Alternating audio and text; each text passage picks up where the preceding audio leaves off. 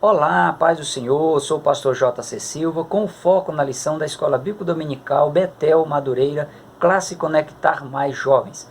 Eu estou deixando aí para vocês, na descrição dos meus vídeos, o link para você ter acesso ao meu e-book, Os Relacionamentos e Seus Vínculos, influências que interferem na construção da personalidade e do conhecimento.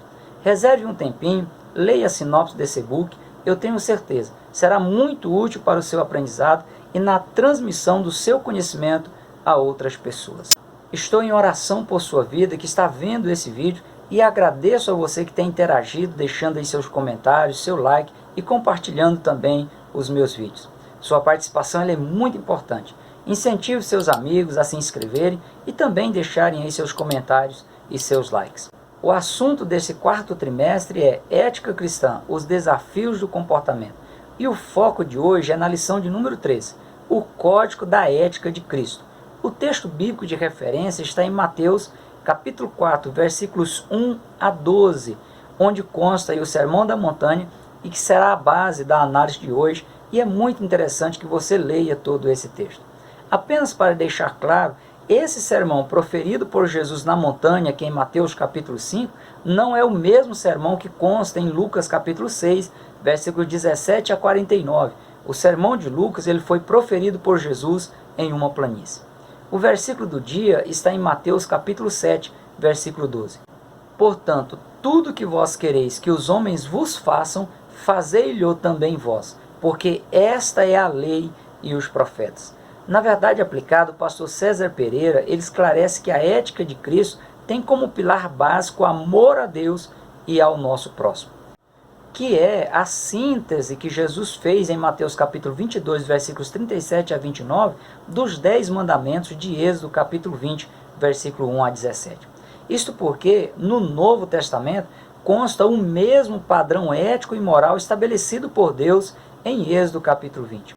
O padrão ético aqui apenas foi apresentado de uma forma diferente, não apenas como definições estatutárias, como as do Código do Sinai, por meio aí dos 10 mandamentos, mas como indicações da qualidade das ações e do caráter da pessoa, que deve ser vistas aí até mesmo nas atitudes mais simples no decorrer da vida. Jesus deixou claro que o padrão ético estabelecido por Deus é bem mais que meros conceitos legais. A ética cristã ela deve fazer parte do estilo de vida da pessoa que segue as orientações divinas ensinadas por Jesus. Ou seja, as atitudes, os comportamentos, os relacionamentos e a forma como o cristão expressa suas crenças e a sua devoção a Deus deve ser o reflexo do que Jesus faria se estivesse no lugar da pessoa. O Sermão do Monte ele reúne valores morais e éticos baseados no amor a Deus e no amor ao próximo. E ele se tornou aí o mais famoso ensinamento de Jesus Cristo que está registrado nos Evangelhos. Quando Jesus resumiu os 10 mandamentos em amar a Deus sobre todas as coisas e o próximo como a si mesmo, ele fez alusão ao Shema judaico que está no livro de Devarim, ou seja, no livro de Deuteronômio, capítulo 6, versículo 4, no qual se diz: Shema Israel, Adonai Eloheinu Adonai Echad. Ou seja, ouve Israel, Adonai, nosso Deus, Adonai é um. O Shema Israel, ou Ouve Israel, são as duas primeiras palavras da seção da Torá, da lei de Moisés, que constitui a profissão de fé central do monoteísmo judaico. Adonai, nosso Deus, Adonai é um. Ou seja, o Senhor nosso Deus, o Senhor é um, que era repetido 2 vezes por dia pelos judeus. Adonai é o título na Bíblia hebraica que melhor define a superioridade de Deus. Essa alusão de Jesus à confissão de fé judaica, ao Shema Israel, foi para fazer a ligação do que ele acreditava, do que ele estava ensinando, tendo como base o Código de Ética do Sinai, tendo como base os 10 mandamentos. No Sermão da Montanha, Jesus resume todas as obrigações éticas e morais no amor a Deus e ao próximo, pois quem ama verdadeiramente a Deus sempre amará o seu próximo. É importante frisar que o amor aqui mencionado por Jesus é o ágape, o amor incondicional, muito superior ao amor simbolizado pela paixão, que é vivenciado e até cultuado pelas pessoas na atualidade. como também esse amor ágape colocado aqui por Jesus, ele é superior ao amor que é vivenciado no âmbito familiar, que no grego é philios. A paixão, ele é um sentimento possessivo, e quem cultiva a paixão será levado a se preocupar mais em satisfazer seus desejos, suas vontades, do que em preservar a pessoa amada, valorizar suas preferências e alegrar o coração dela. A paixão é um sentimento altamente vulnerável, dura no máximo de 3 a 4 anos e só é saudável no início de um relacionamento e se ela for transformada em amor incondicional, em amor ágape. Nas escrituras, o termo grego que descreve aí um sentimento humano que mais se aproxima do termo paixão é eros, um tipo de amor passional, um amor hedonista que busca o prazer imediato e a qualquer custo. Amar a Deus com amor ágape, o amor incondicional, é a maior prova de consolidação da fé cristã, pois é sobre esse pilar que está o código de ética de Cristo por meio do Sermão do Monte, em que ele fala sobre os sentimentos humanos, sobre as atitudes humanas em relação aos tesouros desse mundo e sobre o comportamento do cristão diante da ira, do adultério, do perdão, das esmolas, da oração e nas obrigações das pessoas para com as outras pessoas. Vamos entender melhor as bem-aventuranças. A expressão no português bem-aventurado é makarios no grego e é utilizado para descrever uma pessoa feliz. Uma pessoa cuja felicidade ela se assemelha à satisfação desfrutada por alguém que experimenta a salvação, que experimenta a preservação da vida espiritual da condenação eterna. À primeira vista, a lista das bem-aventuranças parece impraticável. No entanto, Jesus ele as vivenciou de forma prática na sua humanidade, como um ser humano comum, ou seja, no seu período de vida em que ele abriu mão de se utilizar aí dos seus atributos divinos, provando ser algo praticável. Na medida em que a pessoa se dispor a vivenciá-las, não só verá que é possível na dependência de Deus, mas que é o meio mais perfeito de a pessoa aí desfrutar das bênçãos prometidas por Deus para esta vida, bem como é a porta de acesso ao reino de Deus para que a pessoa desfruta de vida plena na eternidade.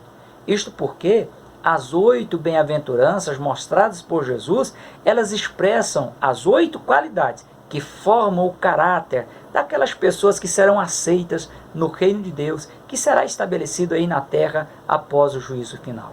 Os princípios éticos e morais ensinados por Jesus, eles levam o cristão a viver aqui na terra um intenso treinamento preparatório para estar no reino de Deus na eternidade. Falhar nesse treinamento intensivo é ser reprovado por Deus, é perder o direito de ter o passaporte celestial. É impossível uma pessoa ter dupla cidadania no mundo espiritual. Ou a pessoa se torna cidadã do céu por vivenciar os princípios éticos e morais dados por Jesus no monte, ou a pessoa ela permanece como cidadã do mundo, cidadã do sistema mundano fora da vontade de Deus, por rejeitar para si o código de ética de Jesus e, em consequência disso, deixar de passar pelo novo nascimento. As 8 características que formam o caráter cristão são: coração quebrantado diante de Deus, que denota aí a ausência de vaidades, de ambição pelas disputas deste mundo. Coração penitente, caracterizado aí por um arrependimento sincero, que leva a pessoa a clamar pelo favor divino. Um coração manso, controlado, gentil. Um coração sedento pela implantação da justiça divina. Um coração compassivo e misericordioso, que consegue sentir a dor do outro e evita retribuir com base no merecimento humano, preferindo aí ajudar mesmo que a pessoa não mereça. Um coração puro, capaz de ter experiências reais com Deus. Um coração pacificador, apto a promover a paz onde a pessoa estiver. Um coração paciente, perdoador, mesmo quando a pessoa é injustiçada, a exemplo de Jesus. Olhando para esse padrão de comportamento ético e moral delineado aqui por Jesus, é tudo que uma pessoa quer que os outros façam em relação a ela. Só que aqui Jesus está salientando atitudes que devem ser praticadas por seus servos, devem ser praticadas por suas servas em relação às outras pessoas, e não o que as outras pessoas devam fazer para beneficiar o cristão. Essa verdade faz com que os valores morais expostos por Jesus no Código do Reino atinjam em cheio o ego e as pretensões humanas, cuja tendência é descumprir as orientações de Jesus em Mateus capítulo 7, versículo 12, e descumprir a regra de ouro da ética de que cada pessoa deva tratar as outras da mesma maneira que gostaria de ser tratada. Para que isso seja possível, Jesus ele estabeleceu o perdão como sendo fundamental à vida do cristão no seu convívio com as pessoas. A única exceção de que a pessoa deva pensar primeiro em si mesmo para depois pensar ou satisfazer a necessidade de outra pessoa é no caso em que estiver em xeque a comunhão da pessoa com Deus. Nesse caso, a pessoa deve preservar a sua comunhão com Deus, mesmo que isso signifique deixar outras pessoas tristes ou contrariadas. Entre fazer a vontade de Deus e ou fazer a vontade de outra pessoa ou a vontade do inimigo da alma humana, a vontade de Deus ela deve prevalecer, pois ele é Adonai, o único ser supremo em superioridade. Os valores éticos e morais ensinados por Jesus, eles levam a pessoa a ter um comportamento diferenciado também aí em relação à avareza, que é o apego exagerado ao dinheiro, e em relação à ansiedade, que eu estarei abordando para você no tópico 3.2. Jesus, ao ensinar os seus discípulos a orar, ele retomou as mesmas verdades do Código de Ética do Sinai com a oração do Pai Nosso, mostrando como colocá-las em prática no dia a dia. Cada pessoa precisa considerar essas verdades espirituais e teológicas ao se propor a orar. Uma oração sem essas verdades cristalizadas como base se torna uma oração vazia, sem efeito no mundo espiritual, ou pode até ser considerada uma oração contrária, por ser feita aí com o objetivo de prejudicar outra pessoa ou de efetivar uma injustiça contra alguém. Como nos casos das ações judiciais, em que uma pessoa ela tenta tirar proveito injusto de outra pessoa e ora pedindo a Deus que Deus abençoe que ela ganhe aquela ação. O termo grego que Jesus utiliza aqui para iniciar a oração é Abba Pai, que significa papaizinho. Esse era um termo utilizado na cultura judaica apenas no círculo íntimo da família, como forma de reconhecimento da paternidade do progenitor, do provedor da família e a sua superioridade em relação aos outros membros da família. Somente através de um relacionamento pessoal e íntimo com Deus, reconhecendo-o como soberano nos céus e na terra, é que a pessoa ela poderá usufruir aí de todos os benefícios de um filho no reino de Deus. A santidade divina, a perfeição e a sua separação de tudo o que é mal ou que possa provocar dores no ser humano, atrai a pessoa a Deus e condiciona a pessoa a se submeter à vontade de Deus de maneira voluntária. Em um relacionamento íntimo com Deus, o cristão ele perceberá que suas leis, que seu código de ética contendo aí os princípios que devem reger o comportamento, não é penoso, mas é de suma importância para o bem da pessoa e para a sua prosperidade. Você já percebeu que por vezes as pessoas elas tentam se passar por outras pessoas diante de Deus em oração? A intensidade com que a pessoa clama pelo favor divino e como ela busca o perdão divino, por vezes em nada reflete o verdadeiro caráter de quem ora. A oração do profeta Isaías fala da injustiça humana como um trapo de imundícia. E essa oração demonstra a necessidade de a pessoa ter uma postura diferenciada diante de Deus quando ele ora. Veja Isaías capítulo 64, versículos 6 a 9. Mas todos nós somos como imundo, e todas as nossas justiças como trapo de imundícia. E todos nós caímos como a folha, e as nossas culpas como um vento nos arrebatam. E já ninguém há que invoque o teu nome, que desperte e te detenha, porque escondes de nós o teu rosto e nos faz derreter por causa das nossas iniquidades. Mas agora, ó Senhor, tu és nosso Pai, nós o barro, e tu o nosso oleiro, e todos nós obra das tuas mãos. Não te enfureças tanto, ó Senhor, nem perpetuamente te lembres da iniquidade. Eis, olha, nós te pedimos, todos nós somos teu povo.